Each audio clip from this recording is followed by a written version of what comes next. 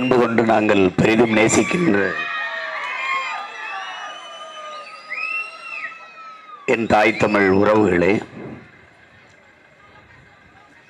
நாளைய என் தமிழ் சமூகத்தை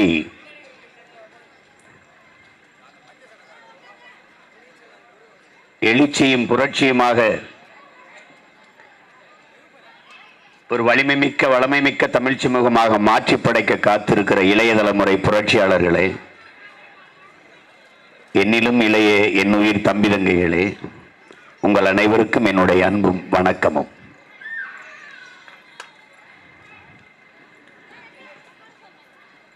உலகில் எந்த நாட்டிலும் இல்லாத ஒரு எழிநிலை நம் சொந்த நாட்டில் நிலவுகிறது. அரசியல் என்பது ஒரு கேலி கூத்தாக, ஒரு திருவிழா போல நடத்தப்படுகிறது. தொட்டதுக்கெல்லாம் அமெரிக்காவை சான்று சொல்வார்கள், மாதிரி சொல்வார்கள் இவர்கள். ஆனால் இன்று ஜோ பைடனும் ட்ரம்பும் மோதுகிறார்கள் அமெரிக்க தேர்தலில். ரெண்டு பேரும் ஒரே இடத்திலிருந்து விவாதிக்கிறார்கள். அவர் ஒரு கருத்தை சொல்லுகிறார், இவர் ஒரு கருத்தை சொல்கிறார். மக்கள் கேட்டுக்கொண்டிருக்கிறார்கள். எந்த கருத்து சரியா இருக்கோ, யார் வந்தால் நல்லா இருக்கும் நினைக்கிறார்களோ அவங்களுக்கு வாக்கு செலுத்துகிறார்கள். ஆனால் நாம் அந்த நாட்டை சர்வாதிகார நாடு என்றுதான் உலகத்தில் எல்லோரும் சொல்கிறார்கள். அது சர்வாதிகார நாடு என்றால் இதற்கு பெயர் என்ன? ஒரு நேர்மையாளன் சர்வாதிகாரியாத்தான் இருக்க முடியும் என்கிறார் ஐயா இறையன் அவர்கள். இங்கே நடக்கிறது சர்வாதிகார ஆட்சி அல்ல, இது கொடுங்கோன்மை. சர்வாதிகாரத்திற்கும் கொடுங்கோன்மைக்கும் நிறைய வேறுபாடுகள் இருக்கிறது. இங்கே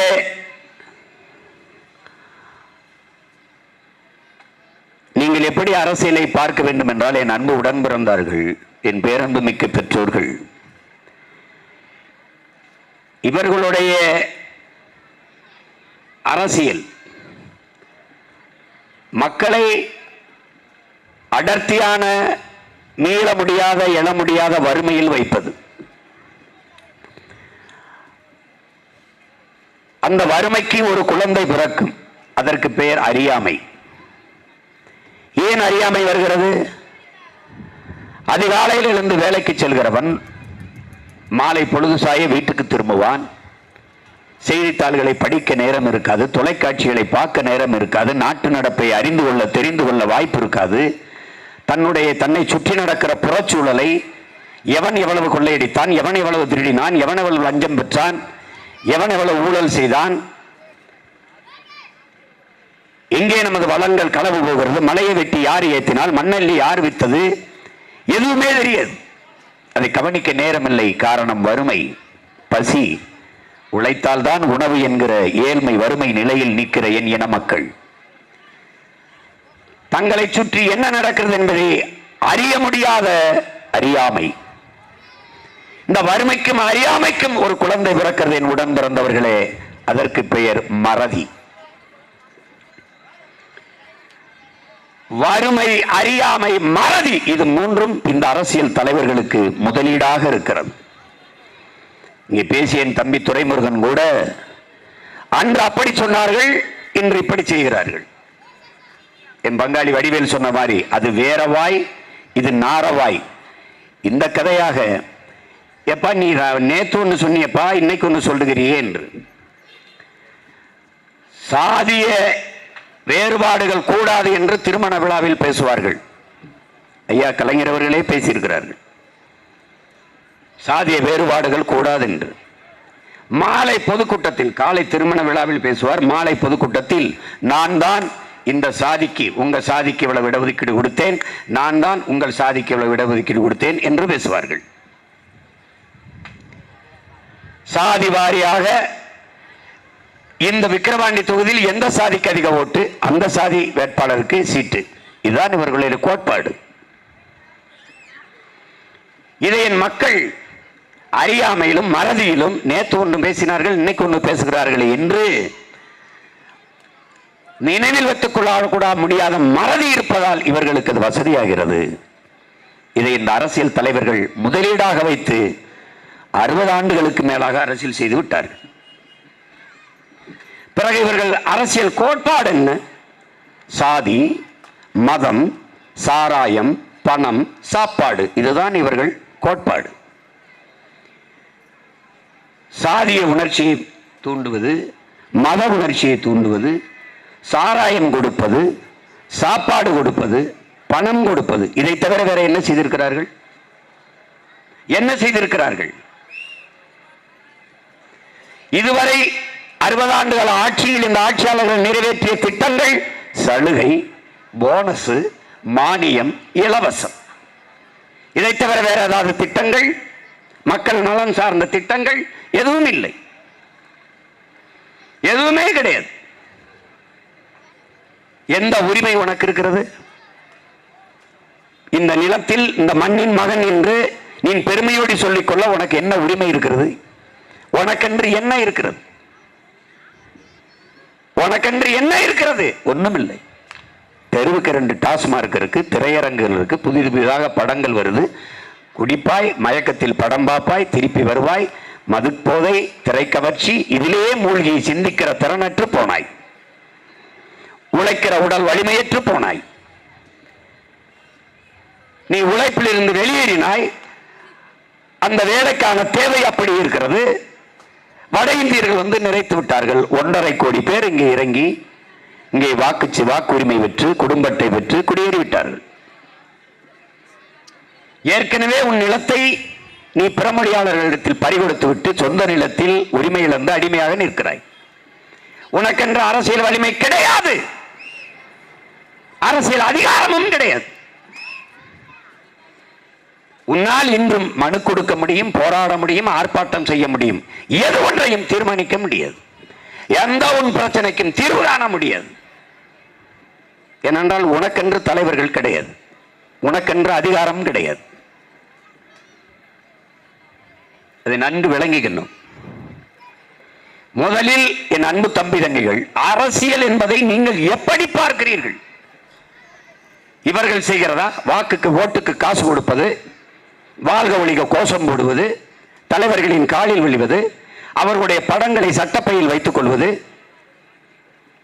இதுவா? இதுவா? இதுவல்ல.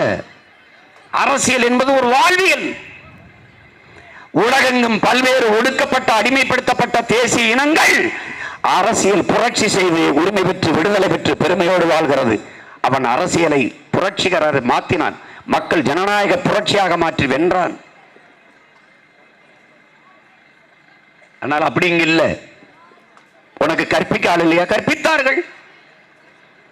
புரட்சியாளர் அம்பேத்கரை விட உனக்கு அரசியல் கற்பிக்க ஒரு ஆசான் தேவையா? சொல்லு. ஒருவன் அடிமையாக இருக்கிறான் என்பதை உணர்த்தி விடு, பிறகு அவனே கிளர்ச்சி செய்து போராடுவான் என்கிறார். 13 வருஷமா 14 வருஷமா அதைத்தான் உன் அண்ணன் செய்கிறேன். கிளர்ச்சி செய்து போராடுகிறானா? போராடுகிறான். இப்போதான் கிளர்ச்சி தொடங்குகிறது, புரட்சிகர மாறுதல் தொடங்குகிறது. எப்படி? பரம்பரையாக 60-70 ஆண்டுகளாக எங்க அண்ணன் வினோத் சொன்னது போல ஒரு கட்சி, புறையோடி போன சின்னம் உதயசூரியன், 70 ஆண்டுகளாக ஒரே சின்னம்.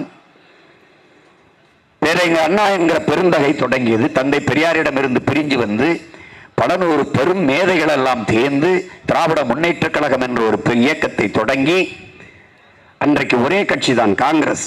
அந்த கட்சிக்கு எதிர்த்து வடக்கு வாழ்கிறது தெற்கு தேய்கிறது என்றார்கள். பல்வேறு முழக்கங்களை முன்வைத்தார்கள். மத்தியிலே கூட்டாட்சி, மாநிலத்திலே தன்னாட்சி, எல்லாம் பேசினார்கள். பேரறிஞர் அண்ணா வந்த பிறகுதான் தமிழ் பொதுக்கூட்ட மேடைகளில் தமிழர் வரலாறு, தமிழ் இலக்கியம் இதெல்லாம் பேசப்பட்டவுடன் தமிழ் மக்களுக்கு ஒரு ஈர்ப்பு வந்தது திராவிட முன்னேற்ற கழகத்தின் மீது. அப்படி தொடங்கி உருவாக்கப்பட்ட இயக்கத்தில் ஒரு கெடுவாய்ப்பாக பேரறிஞர் அண்ணா அவர்கள் அதிகாரத்தை கைப்பற்றி 1.5 ஆண்டுகள் இறந்து விட்ட பிறகு கட்சி, ஆட்சி, கொடி, சின்னம் எல்லாம் ஐயா கருணாநிதிக்கு போய்விட்டது. அந்த இடத்தில்தான் வரலாற்றில் பெரும் தவறு நிகழ்ந்து விட்டது. மதிப்பிற்குரிய பெருந்தகை ஐயா நெடுஞ்செழியனிடத்திலே அந்த அதிகாரம் போயிருந்தால் நீனும் நானும் கட்சி ஆரம்பிச்சு இந்த கூட்டத்தில் நின்று கத்திக் கொண்டிருக்க தேவை இருக்காது. அந்த மகன் மகத்தான நல்லாட்சியை கொடுத்து மாத்திருப்பார். இந்த நாட்டில் தீய ஆட்சியின் தொடக்கமே கேடுகட்ட அரசியல், அநாகரிக அரசியல், வஞ்சக சூழ்ச்சி அரசியல், மது அரசியல், இது எல்லாம் உருவானதற்கு காரணமே ஐயா கருணாநிதி அவர்கள்தான்.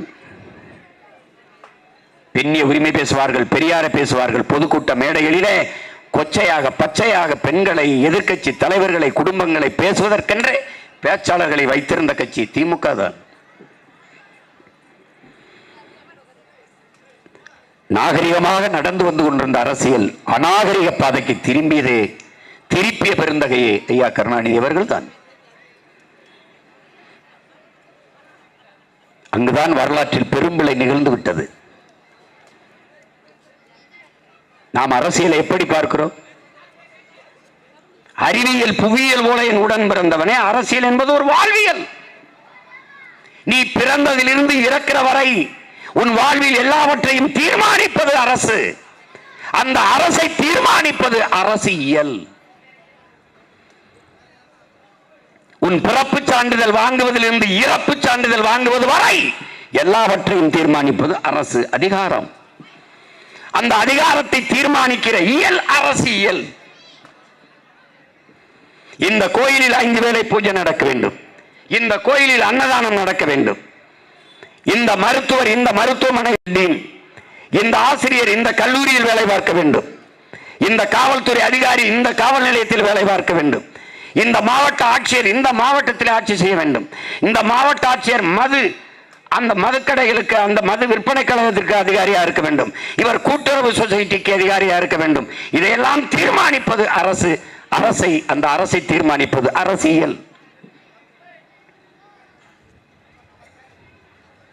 அந்த அரசியலை, உனக்கான அரசியலை நீ தீர்மானிக்காது வேறு யார் தீர்மானிப்பார் என்ற கேள்வியை நீ எழுப்பாத வரை எந்த மாறுதலும் இங்க வரப்போவது இல்லை.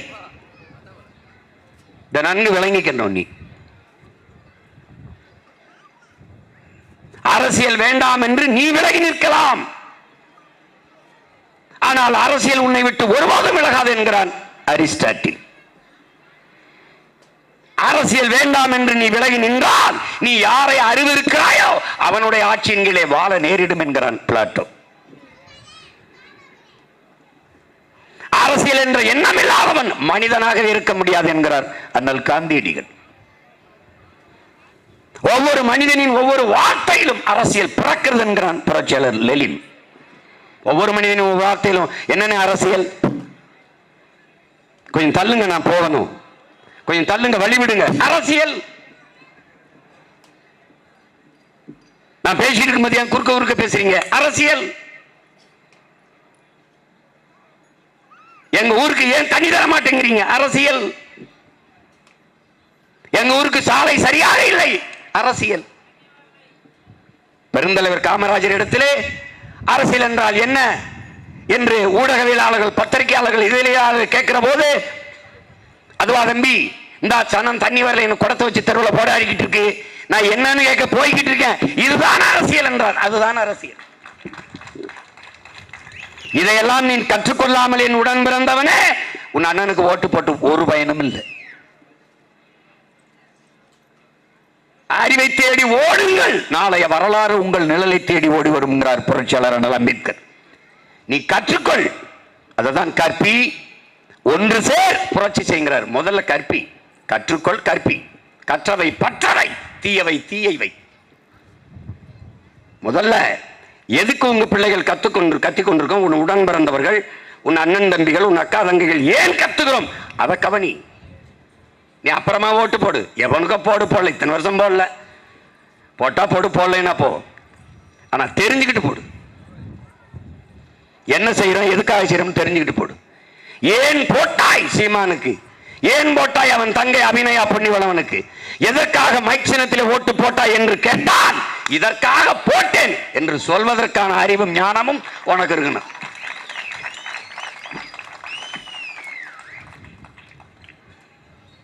அது ரொம்ப முக்கியம்.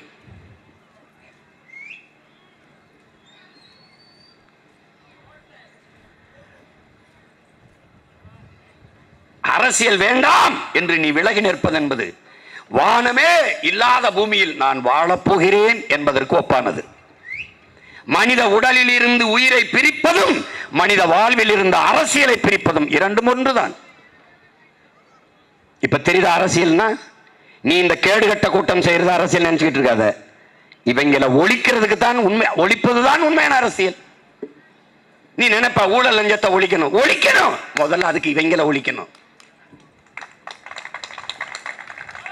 ஏழ்மை வறுமையை போக்கணும், தூய குடிநீர் உனக்கு கிடைக்கணும், படிக்கணும், படிச்சது கேட்க வேலை வேணும்.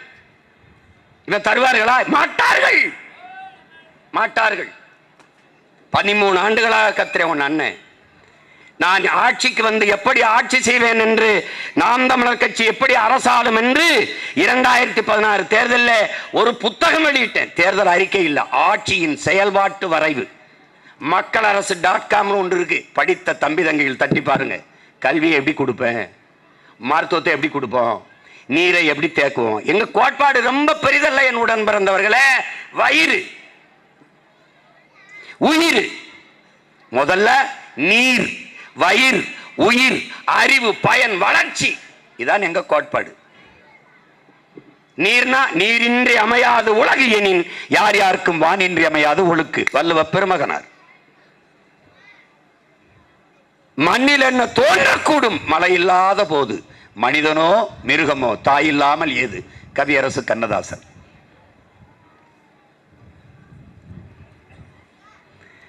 ஒரு துளி நீர் விழாம பசும்புல் கூட தலை நாட்டாதங்கிறான் வள்ளுவ பெருமகனர். நல்லா கவனிச்சுக்கணும். நீரின்றி அமையாத உலகு. நீரில் இருந்துதான் ஒரு செல் உயிரினம் அமீபா தோன்றி அதிலிருந்து தான் இவ்வளவு உயிரினங்கள் பரிணாமம் அடைஞ்சிருக்கு. நீர்ல தான் முதல் உயிரினம் தோன்றுச்சு.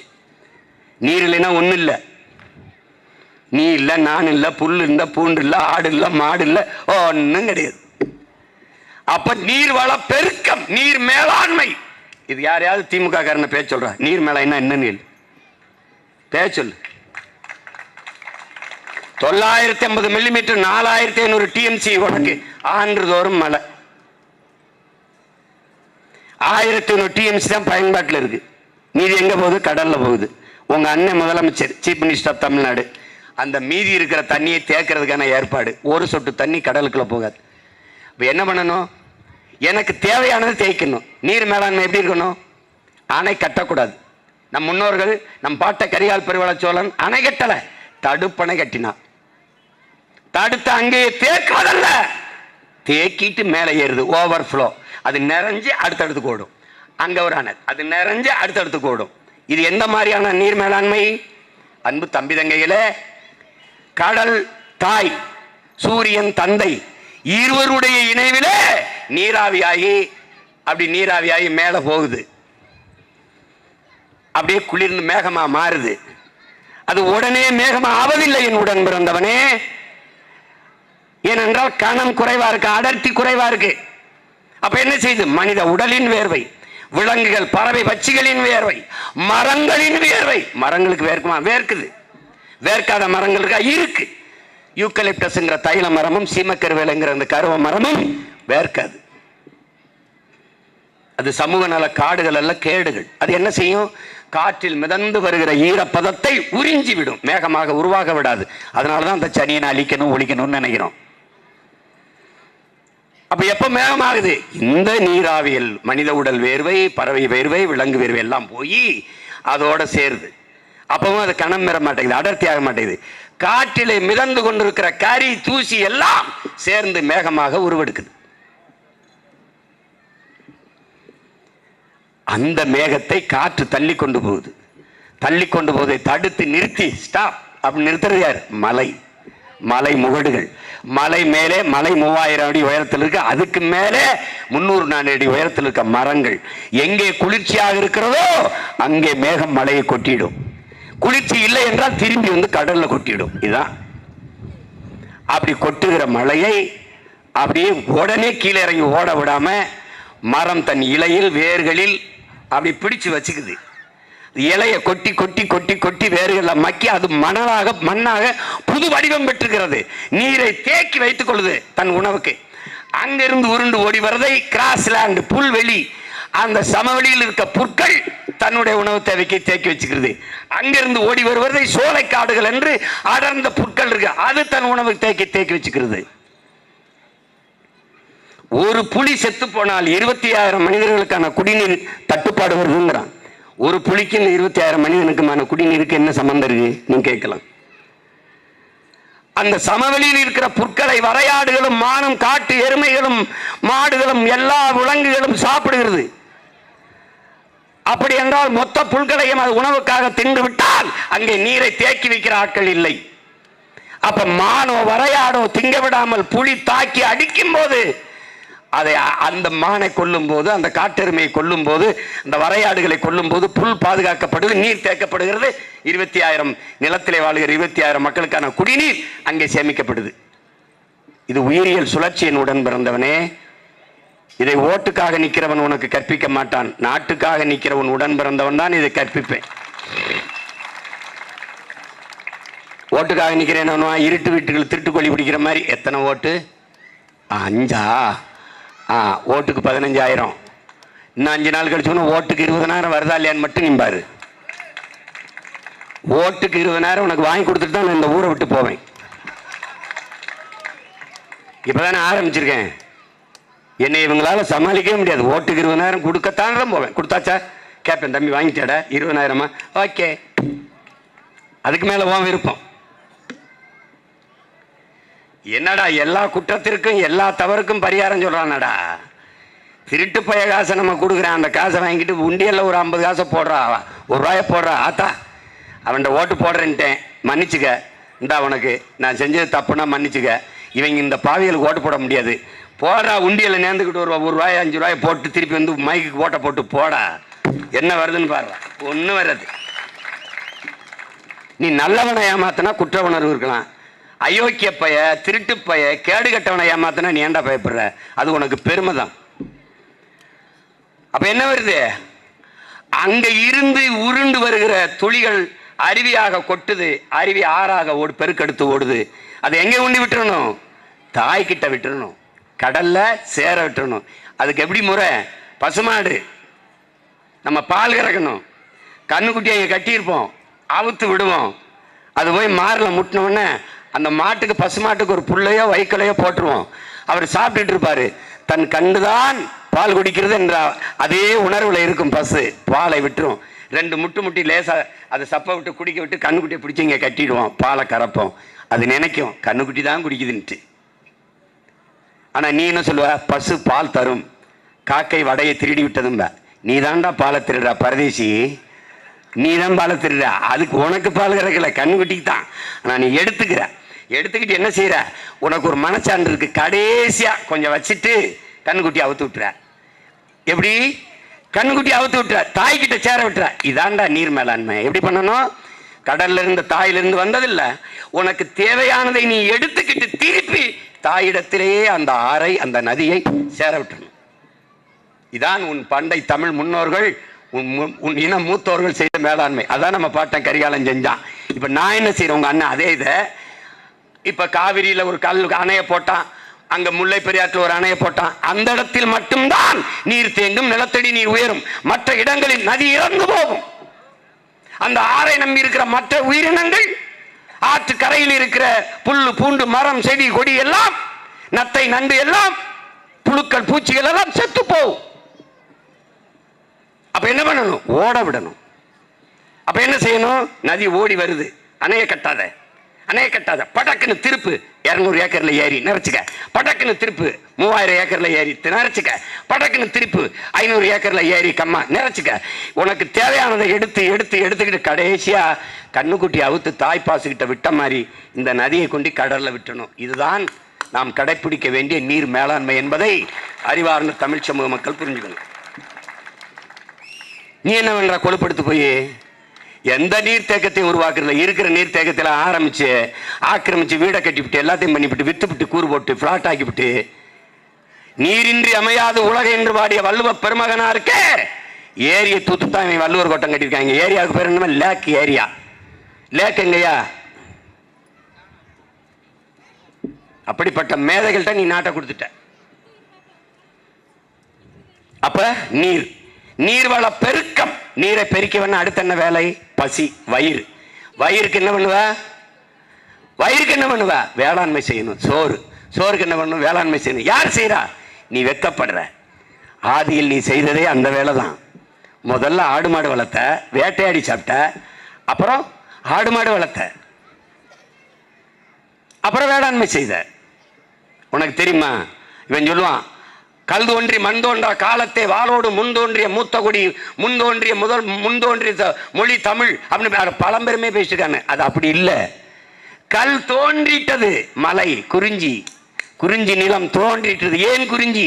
அங்கே குறிஞ்சி மலர்கள் மலர்வதாலே அந்த நிலத்திற்கு பெயர் நம் முன்னவர்கள் குறிஞ்சி திணை, குறிஞ்சி நிலம் என்று வைத்தார்கள். மலை, மலையும் மலை சார்ந்த இடமும். அங்கேயே மனிதர்கள் நாம் வாழத் தொடங்கிவிட்டோம். அங்கேயே தமிழ் தோன்றிட்டது. அங்கேயே வாழும் வேலும் ஏந்தி விட்டான் தமிழன். அங்கே ஏன் ஆதிக்குடி தமிழன்? அவன் பேசிய முதல் மொழியிலே ஓ ஆ ஏய் இந்த ஒளிகள் எல்லாம் இன்னும் எல்லா மொழிகளிலும் காண கிடக்கிறது. அதனாலேயே தமிழ் ஆதி மொழி, ஆதி மனிதன் தமிழன் என்று உலகம் சொல்லுது. புரியுது? அங்கிருந்த, அங்க வேட்டையாடி சாப்பிட்ட, கிழங்குகளை கனிகளை உண்ட, திருப்பி கீழே வந்த, அப்படியே நகர்ந்து வந்த, அங்கே காடும் காடு சார்ந்த மரங்கள் அடர்ந்து இருந்தது. சிறு சிறு முல்லை பூக்கள் இருந்ததால் அந்த நிலத்திற்கு பேர் முல்லை நிலம் என்று வைத்தான். அங்கே ஆடு மாடுகளை வேட்டையாடி உண்ட விலங்குகளை ஏன் வளர்த்து உண்ணக்கூடாது என்று முன்னவர்கள் நினைத்தார்கள். அங்கே ஆடு மாடுகளை வளர்க்க தொடங்கினோம். நல்லா கவனிச்சுக்கணும். அங்கே நாம் குன்றின் மேல வாழ்ந்ததால் நம் குடியின் பெயர் குன்றவர்கள். இன் உச்சரிப்பு குன்றி குன்றி குறவர்கள் என்றானோம். அந்த குறவர் குடியின் தலைவன் தான் நம் இறை முருகன். நல்லா கவனிச்சுக்கணும். அவன் முருகன் ஏன் பேர் வந்தது? குன்றில் ஏறி ஏறி இறங்கியதால் உடல் முறுக்கு ஏறி இருந்ததால் முருகன் முருகன் என்று அழைக்கப்பட்டான். முகிழ்க்கும் தசையிடை அரும்புவதே அழகு என்று திருவிக்கா சொல்கிறார். இன்னைக்கு என்னடா நீ ஜிம்மில் போய் சிக்ஸ் பேக்? அன்னைக்கு நம்ம பாட்டேன், மலைகளில் காடுகளில் ஏறி ஏறி சிக்ஸ் பேக் போட ஆம்ஸ்லாம் அப்படி இருந்தவன் முருகன். ஆனால் நீ வச்சிருக்க முருகன் எப்படி? பிடிச்சி வச்ச கொலக்கட்டை மாதிரி வேலை இப்படி வச்சுக்கிட்டு நிற்கிறது. உங்க அண்ணன் ஒரு முருகனை கொண்டாந்துருக்கேன் பாரு, சிக்ஸ் பேக்கோட இருப்பா. அப்படி மறுமலர்ச்சிடா, மாறுதல்டா, புரட்சிடா, போடா அப்படின்னு. மாறுதல்ங்கிறது எப்படி? அறிஞர் பெர்னாட்ஷா சொல்றான்ல, உலகத்தில் பெரும்பாலானவர்கள் உலகம் போற போக்கிலேயே போக நினைக்கிறார்கள். ஆனால் யாராவது ஒருவன் தான் உலகத்தை தன் போக்கிலே திருப்ப நினைக்கிறான். தொடக்கத்திலே விமர்சிக்கப்படுகிறான், ஏசப்படுகிறான், எள்ளி நகையாடப்படுகிறான். ஆனாலும் பாருங்கள், உலகம் பெற்றிருக்கிற இத்தனை மாறுதலுக்கும் காரணம் உலகத்தை தன் போக்கிலே திருப்ப நினைத்தவர்கள் தான் என்று. அப்படித்தான் மார்க்ஸ், அப்படித்தான் சாக்ரட்டிஸ், அப்படித்தான் லெனின், அப்படித்தான் புத்தன், அப்படித்தான் போலே, அப்படித்தான் அம்பேத்கர், அப்படித்தான் எல்லா புரட்சியாளனும். அதை நல்லா கவனிச்சுக்கணும்.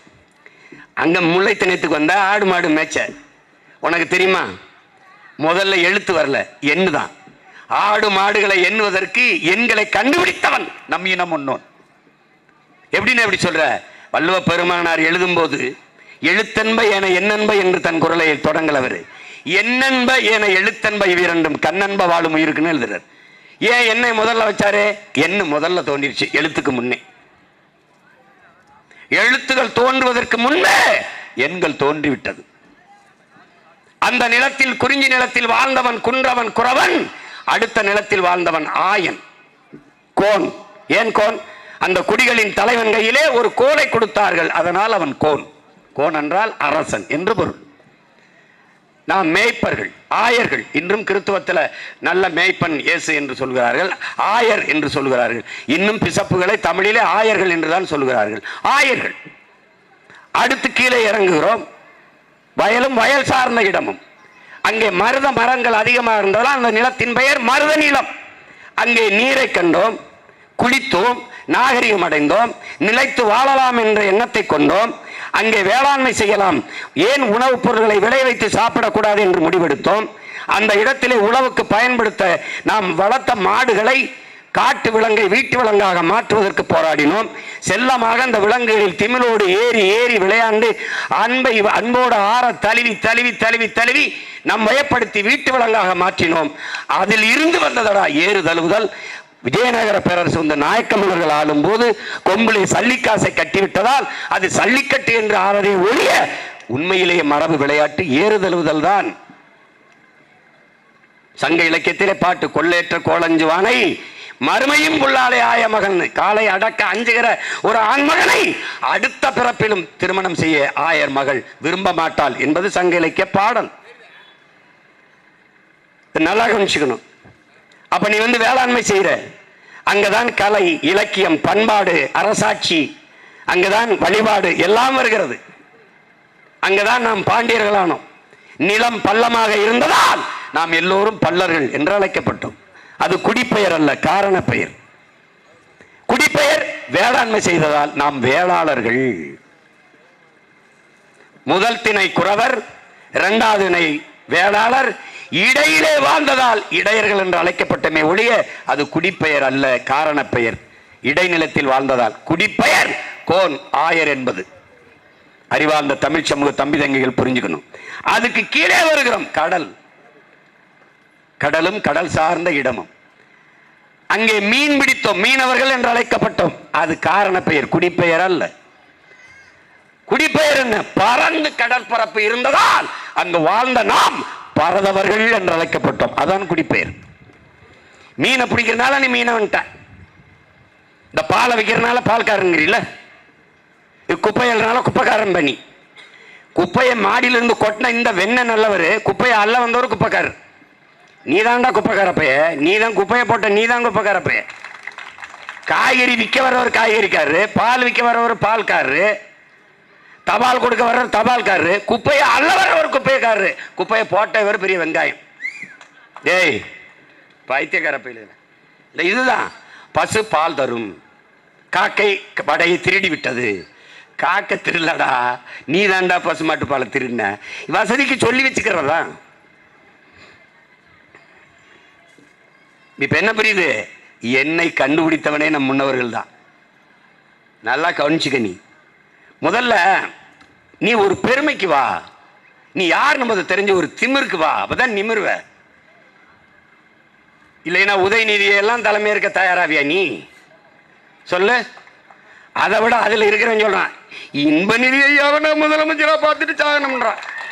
அந்த ஆள தேர்ல இருக்கானா செத்துட்டானான்னு தெரியல. கள கொடுமடா சாமி. டே உன் பாட்டன் அருண்மொழி சோழன் ஒருத்தர் தான், அவனுக்கு மகன் அரசேந்திரன் இருந்தான்.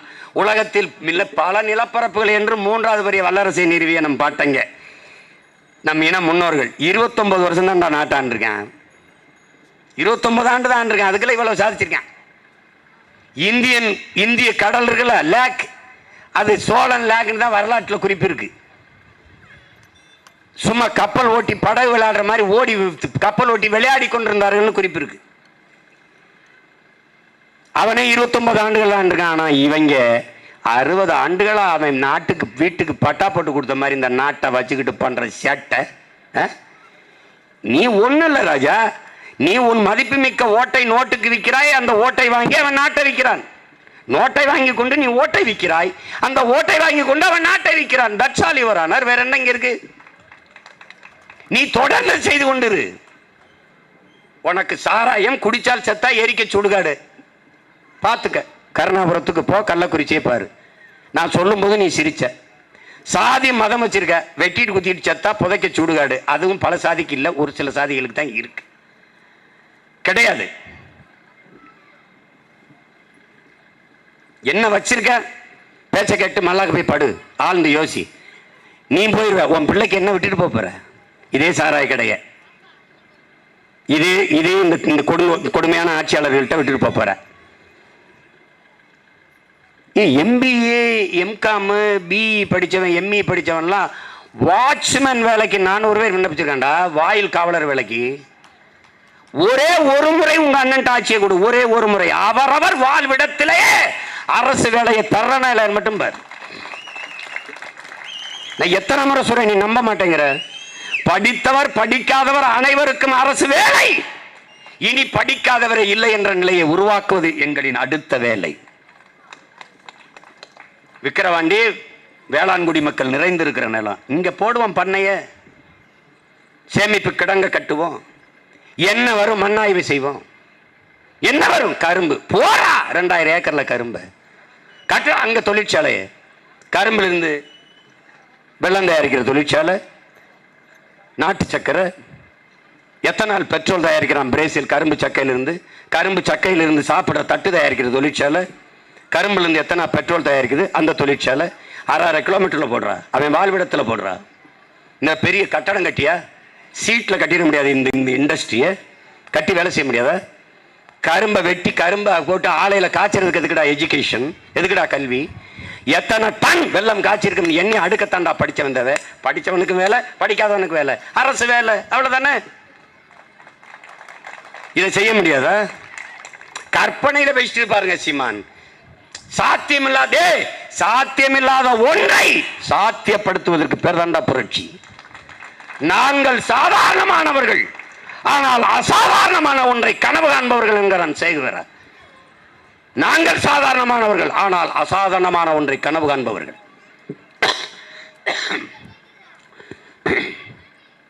இந்த உலகத்தில் யாராலும் சுமக்க முடியாத ஒன்றை ஒரு பெரும் கனவை சுமந்து நின்றா. யாராலும் சுமக்க முடியாத பெருங்கனவை சுமந்து நின்றா. அதான்டா உலகத்திலே எல்லாவற்றையும் விட பெரிதுங்கிறான் ஆல்பர்ட் ஐன்ஸ்டீன். உங்கள் பிள்ளைகள் நாங்கள் யாராலும் சுமக்க முடியாத பெருங்கனவு, அடிமை தமிழ் தேசிய இனத்தின் விடுதலை, உரிமை, மீட்சி, தமிழ் தேசிய மக்களின் எதிர்கால பாதுகாப்பான நல்வாழ்வு என்கிற ஆக பெரும் கனவை சுமந்து நிற்கிறோம். அதனாலதான் கோடி கனவு கொண்டோம் என் உறவுகளே, உடன் பிறந்தார்களே, அதை நிறைவேற்ற ஓடி வாருங்கள் என்று உங்களை இருகரம் குப்பி அழைக்கிறது காரணம் தான். என்னால செய்ய முடியாதுன்னு நினைக்கிறியா? எவ்வளவு வேலை இருக்குன்னு நினைக்கிறீ நீ? உலகம் இயற்கை உணவுக்கு திரும்புது, ஈடு கொடுக்க முடியல. நாட்டுக்கோழி வளர்க்க முடியல, டூப் பண்ணக்கோழி வளர்க்குறான். நாட்டுக்கோழி முட்டை சாப்பிட விரும்புறான். அப்ப இந்த கறி, இந்த முட்டைக்கோழி இருக்குல்ல, லகான் கோழி, அந்த முட்டையை கொண்டு காப்பி தண்ணியில முக்கி இந்த நாட்டுக்கோழி நேரத்துக்கு கொண்டு வர துடிக்கிறான். ஏமாத்துறான். நீ படிச்சிருக்கில்ல, விதை வச்சிருக்கியா? நீ உன் பாரம்பரிய மாடு உன்ட்ட இருக்கா? உன் பாரம்பரிய விதைகள் இருக்கா? நீ நெல் விதை வச்சிருக்கியா? கத்தரி தக்காளி விதை வச்சிருக்கியா? வெண்டைக்காய், சுரக்காய், பூசணிக்காய் விதை வச்சிருக்கியா? உன் விதை இருக்கா? இல்ல இல்ல. அது சின்சாண்டா மான்சாண்டா அமெரிக்க நிறுவனத்திட்டு இருக்கு. வித்தது யார்? இவர்கள் தான். காங்கிரஸ் ஆட்சியிலே 2011 ஒரே நாளில் வித்துட்டாரு. ராத்தேலால் ரிச்சாரியா நெல் ஆராய்ச்சி நிறுவனர், 85 வயசு பெரியவர். 22,970க்கும் மேற்பட்ட நெல் வகைகளை சமைச்சு வச்சிருந்தார்.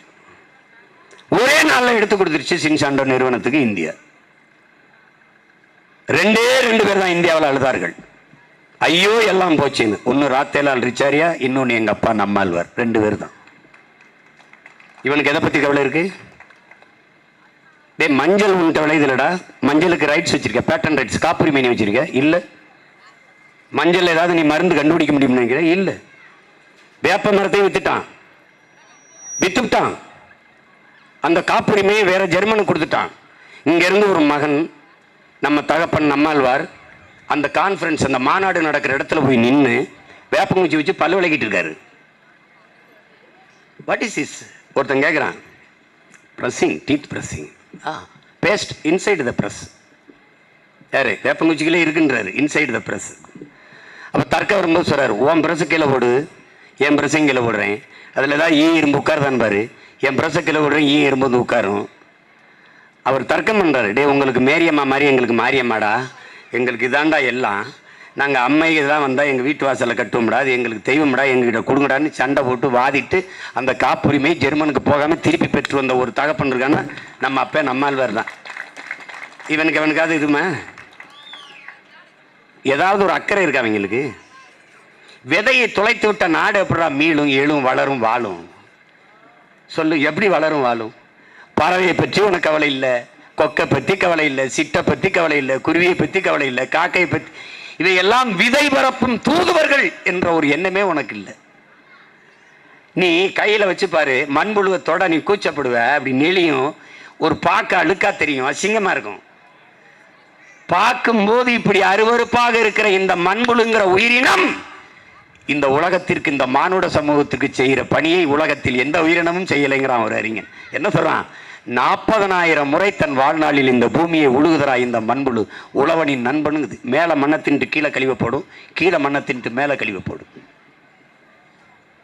நீ மண்புழுன்னு நினைக்கிற. நான் பலமுறை சொல்லிட்டேன், மண்புழு கூட மானுட வாழ்க்கைக்கு பயன்படும். சாதியும் மதமும் ஒரு மயிருக்கும் பயன்படும், ஒன்னுத்துக்கும் பயன்படாது. நீ சும்மா பேசிருக்கலாம், மதம் நாங்க இந்த சாதி அப்படின்னு. தம்பி, கொரோனா வரும்போது நீ எந்த சாதியா இருந்த தம்பி? எந்த மதமா இருந்த? தேவாலயம், பள்ளிவாச, கோயிலையும் பூட்டி பூட்டி எங்க போய் படுத்தாயும் தெரியலையே ராஜா. எங்க போய் படுத்த? கண்ணுக்கு தெரியாத ஒரு நுண்ணுயிரி உங்களை எச்சரிச்சது நீங்க அறிவில்லை உங்களுக்கு. அப்பவும் நீங்க சுதாரிக்கல. உன்கிட்ட காசு இருந்துச்சு, நீ அலைபேசியில் அழைச்ச, மச்சா எங்க ஜவுளி கடை இருக்கு போய் நல்ல உடை எடுத்துட்டு வரலாம் நீ நினைக்கல. எங்க கார் ஷோரூமுக்கு நல்ல வேலை இருந்த காரை வாங்கிட்டு வரலாம் நீ நினைக்கல. எங்க நகைக்கடை திறந்திருக்கு போய் நகை வாங்கிட்டு வரலாம் நீ நினைக்கல. எங்க மளிகை கடை திறந்திருக்குன்னு கேட்ட. நீ எது இல்லாமலும் வாழ முடியும். அலைபேசி, தொலைக்காட்சி, காரு, டிவி, பிரிட்ஜ், ஏசி, எது இல்லாமலும் வாழ முடியும். நீரும் சோறும் இல்லை என்றால் வாழ முடியாது, செத்து போவான். அதை தருவதற்கு இருப்பவன் வேளாண் குடிமக்கள், விவசாயி தான் என்பதை அறிவார்ந்த தமிழ் சமூக தம்பி தங்கையில் புரியணும். தம்பி, நீ சந்திரனுக்கு சந்திராயனை அனுப்பலாம். அனுப்புகிற சயின்டிஸ்டுக்கு சாப்பாடை என் ஆத்தாலும் அப்பனும் தான் அனுப்பணும்.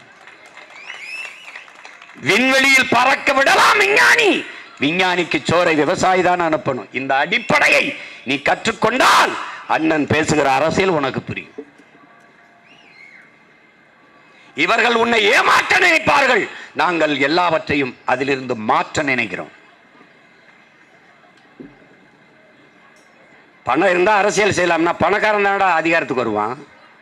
அடித்தட்டு ஏழை எளிய மக்கள் எப்படா வர முடியும்? இந்த மாதிரி ஒரு மகள் என்னைக்கிட அதிகாரத்துக்கு வர்றது? என்னைக்கு வர்றது? பணம் இருப்பவன் தான் அரசியல் செய்ய முடியுங்கிற நிலையை ஒழிக்கணும். மக்களுக்கு தூய உள்ளத்தோடு சேவை செய்ய வேண்டும் என்கிற மனம் இருக்கவனும் அரசியல் செய்ய முடியும் என்கிற நிலையை உருவாக்கணும். அதுதான் மாற்று, அதான் புரட்சி. நீ புரட்சினா ஏதோ நினைச்சுக்கிட்டு இருக்காத, ஏதோ நினைச்சுக்கிட்டு இருக்காத.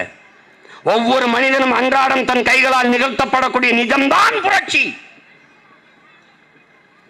தாடி முடியுமா இருக்குல்ல, பார்க்க அசிங்கமா இருக்குல்ல. அழகு நிலையத்தை சலூன் கடைக்குள்ள போனா ஒருத்தன் வெட்டி கிட்டி தாடி எடுத்து அழகுபடுத்தி அனுப்புறான்ல, செயல் புரட்சி செய்தவன் புரட்சியாளன். வெறுங்கால நடக்க முடியல, சுடுது இல்ல, கல்லு முள்ளும் குத்துது இல்ல, செருப்பு தேவைப்படுது இல்ல. செருப்பை தைத்து தருகிற செயல் புரட்சி என்றால் தைத்து தருகிறவன் புரட்சியாளன். நல்லா புரிஞ்சுக்கணும். நீ பசியோடு உன்னால் இருக்க முடியல, சோறு தேவைப்படுது, சாப்பாடு தேவைப்படுது. அப்ப அந்த உணவுப் பொருளை விளைவித்து தருகிற செயல் புரட்சி, விளைவித்து தருகிற ஒவ்வொரு உழவனும் புரட்சியாளன் என்பதை நீ நினைவில் வைத்துக் கொள்ளணும். உனக்கு நடக்க பாதை இல்லை, கொளுத்துகிற வெயிலில் காய்ந்து கொண்டு வேர்வை உடலெங்கும் ஓடி உப்பாக பூக்க, காலெல்லாம் பெருவெடிப்பு வெடிக்க, அவன் கடும்பாறையை உடைத்து நீ நடக்க பாதை செய்து தருகிறானே, செயல் புரட்சி செய்து தருவன் புரட்சியாளன். அப்படின்னா நீ நாள்தோறும் எத்தனை எப்படிப்பட்ட புரட்சியாளன் நீ கடந்து செல்றவர். நீ மூக்க பிடித்துக் கொண்டுகிற குப்பையை, உன் கழிவை மூழ்கி ஒருத்தன் எடுத்து சுத்தம் செய்கிறான் பார், அந்த செயல் புரட்சி செய்கிற ஒருவரும் புரட்சியாளன். நீ அவனை மதிக்க வேணாம், மிதிக்காமையாது. அப்படி பார்த்தா நீ பல்லாயிரக்கணக்கான புரட்சியாளரை நாள்தோறும் கடந்து போகிறாய். இதை நல்லா கவனிச்சுக்கணும். புரட்சினா நீ என்னமோ நினைச்சிட்டு இருக்க. அவன் சொல்றான்ல, ஒவ்வொரு மனிதனின் காலுக்கு அடியிலே காய்ந்த சருகாக கிடக்கிறது புரட்சி. புரட்சி ஒவ்வொரு மனிதனின் காலடிக்கு கீழே காய்ந்த சருகுகளாக கிடக்கிறது. ஒரு தீக்குச்சியின் உரசலுக்காக காத்துக்கொண்டு, ஒரு தீக்குச்சியின் உரசலுக்காக காத்துக்கொண்டிருக்கா புரட்சி. உன் காலடிக்கு கீழே காய்ந்த சருகாக கொளுத்தி போடா, எரியட்டும்டா. விக்கிரவாண்டி தேர்தலில் ஒரு ஓட்டு கொளுத்தி போடு, மைக் சின்னத்தில் போடு, எரியும் பற்றி புரட்சி. திமுக ஜெயிச்சா, அந்நியூர் சிவா ஜெயிச்சா ஒரு செய்தி, தட்சால், அவ்வளவுதான். அதை வெற்றி என்று எப்படி அவன் கொண்டாட முடியும்? வாக்கை பெறுவது வெற்றி, வாக்கை வாங்குவது வெற்றி அல்ல, பர்ச்சேஸ். ஆனால் புரட்சிகர மாறுதல் வர முடியும். எப்படி வர முடியும்? எளிய மக்கள், அதிகாரமற்ற பிள்ளைகள், பெரும் பெரும் பண முதலீடு இல்லை, ஊடகங்கள் ஆதரவில்லை, ஒரு எளிய மகள், அவளுக்கு எந்த அரசியல் பின்புலமும் இல்லை, படித்த மகள், எல்லாவற்றையும் விட்டுவிட்டு இந்த மண்ணுக்கு மக்களுக்கும் செய்ய வேண்டும் வந்த எளிய மகளை, ஒரு பெண் மகளை விக்கிரவாண்டி மக்கள் ஆதரித்து இத்தனை கூட்டணி கட்சிகளுக்கு இடையிலே ஒரு தனியாக நின்ற ஒரு கட்சியில் ஒரு பெண்ணை தேர்வு செய்து வெல்ல வைத்து விட்டார்கள் என்றால் இந்திய அரசியல் வரலாற்றில் மாபெரும் புரட்சி. உலக அரங்கிலே எல்லா நாடுகளும் திரும்பி பார்க்கும். புரட்சிக்கான தொடக்கம் உலகெங்கிலும் இப்படிதான் நடந்திருக்கு. படித்த தம்பி தங்கைகளே, சமைக்கா என்கிற நாடு உலக வரைபடத்தில் எங்கே இருக்கு? யாருக்கு தெரியும்? காட்டு பார்க்கலாம். ஆனா உலகத்திலே சமைக்கா என்கிற ஒரு நாடு இருக்கிறது என்பதை ஒற்றை மகன், ஒரே மகன், உசைன் போல்ட்ங்கிற ஒரே மகன் ஓடி ஓடி ஓடி ஓடி ஓடி உலகத்தின் உயரத்திற்கு தன் தேசத்தை கொண்டு நிறுத்தினார். சமைக்கா என்றால் உசைன் போல்ட். அவனை மிஞ்சிய ஓட்டப்பந்த வீரன் இல்லை அப்படின்னு நிரூபிச்சான். ஒரே ஒருத்தன். அது மாதிரி நீ ஒரே ஒரு உறுப்பினர், என் தங்கையை நீ இந்த விக்கிரவாண்டி தேர்தலில் வெல்ல வச்சு அனுப்பு, உலகம் திரும்பி பார்க்குதா என்பது.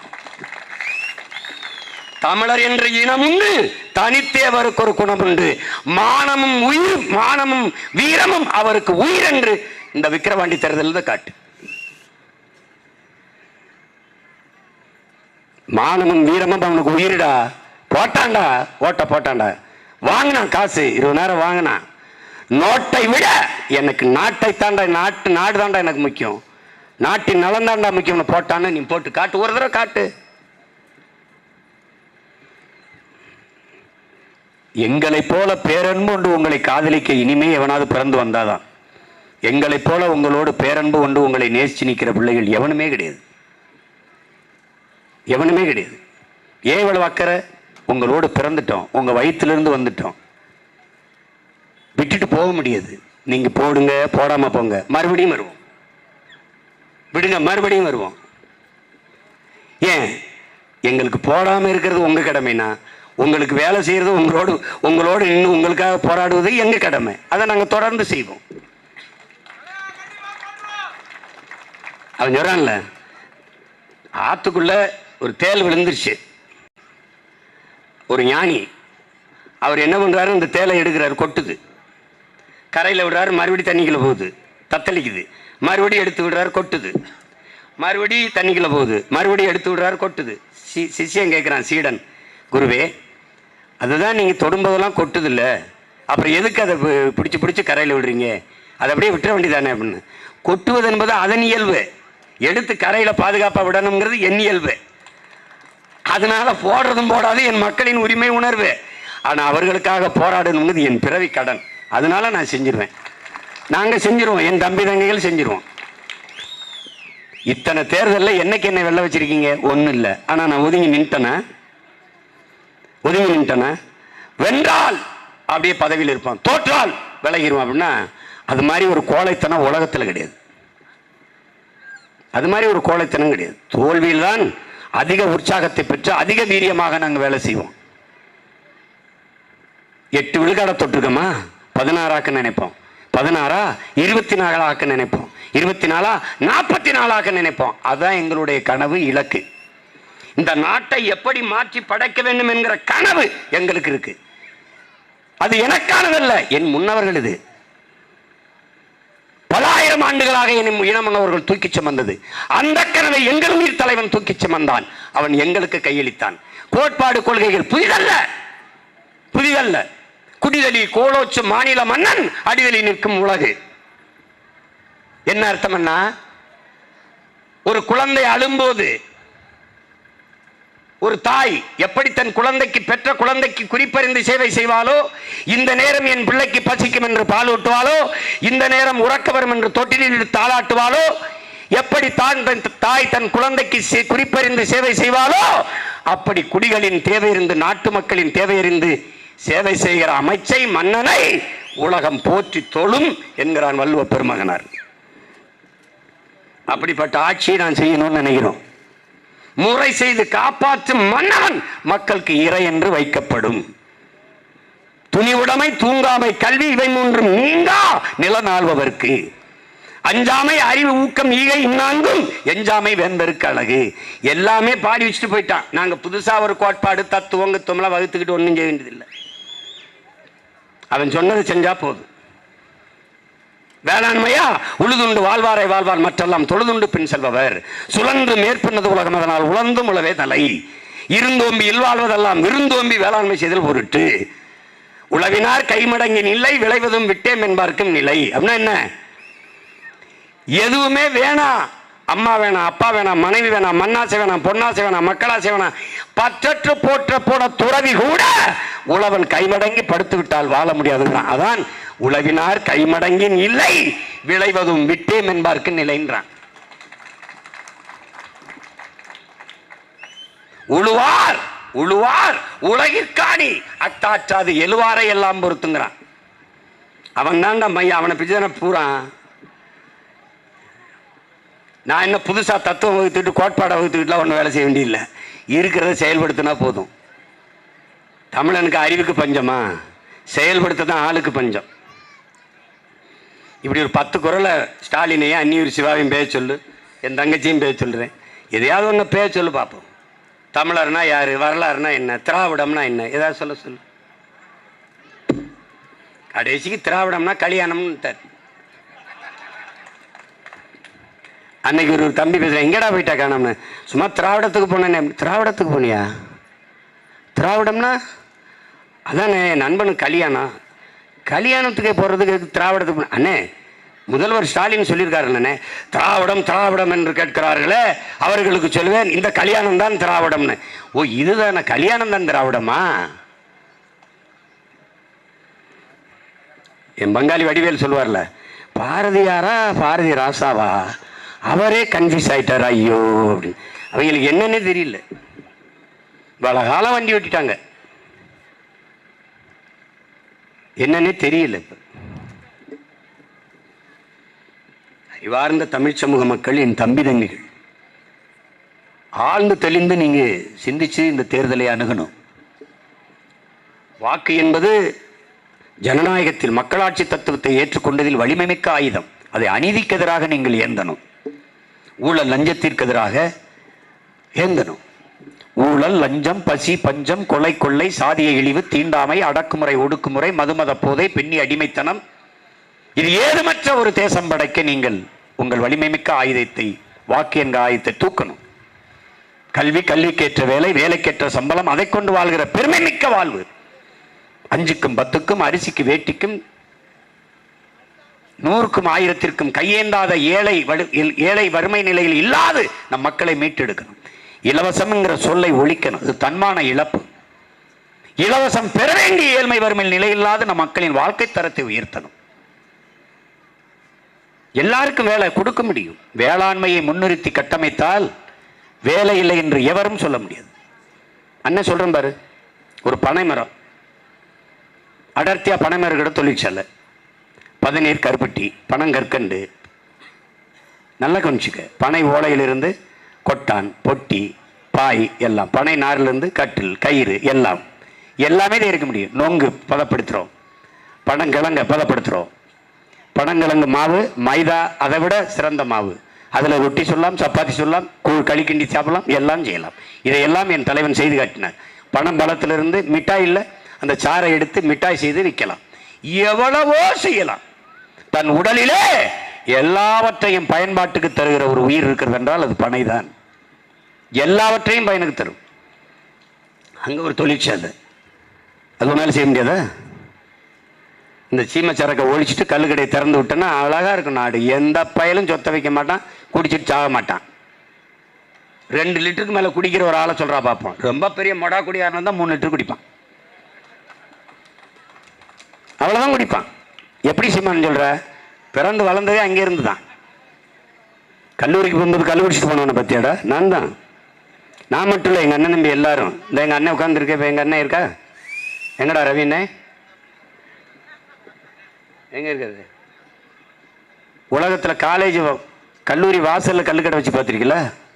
நானும் எங்கள் அண்ணன் படித்த கல்லூரியில் தான் போவோம். வகுப்புக்கு ஒரு பதிவேட்டை கொடுப்போம், 2 பேர் வருவோம், 4-5 பேர் 10 பேர் நண்பர்கள் கல்லை குடிப்போம். நேராக பரம்குடி போவோம், புரோட்டா திம்பம், படம் பார்ப்போம், திருப்பி வருவோம்.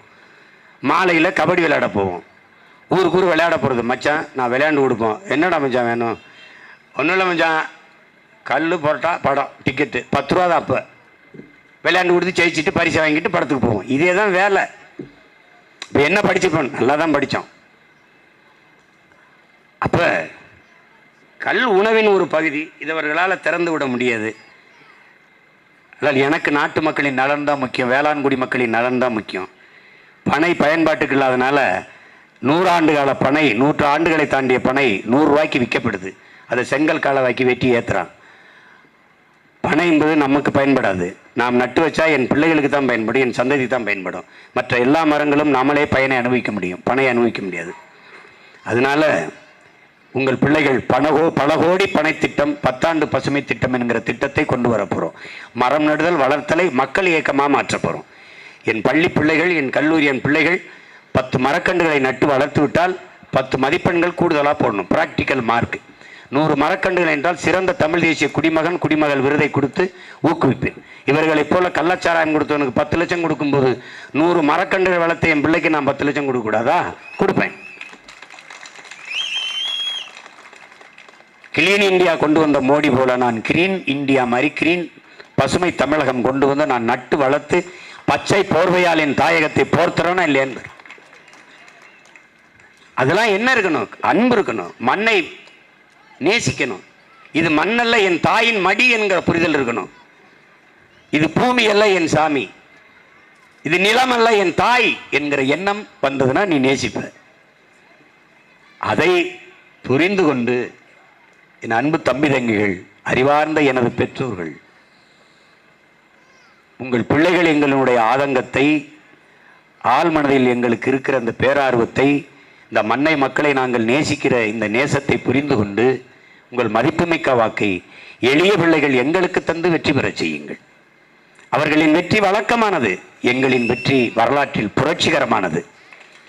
என் தங்கை அபிநயா பொன்னிவளவன் வெல்வதென்பது பெரும் மாறுதல், பெரிய மாறுதல். பெரும் பணத்தை, அதிகார பலத்தை வீழ்த்தி எளிய மக்கள் வென்று விட்டார்கள்னா எப்படி இருக்கும் பாருங்க. இதுதான் தலைகீழ் மாற்றம். அந்த மாற்றத்திற்கான விதையை இந்த மண்ணிலிருந்து ஊண்டுங்கள் என் அன்பு மக்களே. ஒற்றை விரலால் உலகம் திரும்பி பார்க்கிற புரட்சியை நீங்கள் செய்ய முடியும். வாக்கு பெட்டியிலே 2வது இடத்தில் இருக்க என் தங்கை அபிநயாவிற்கு ஒளிவாங்கி சின்னத்திலே, மாய்க்கு சின்னத்திலே வாக்கு செலுத்தி வெற்றி பெற செய்யுங்கள்.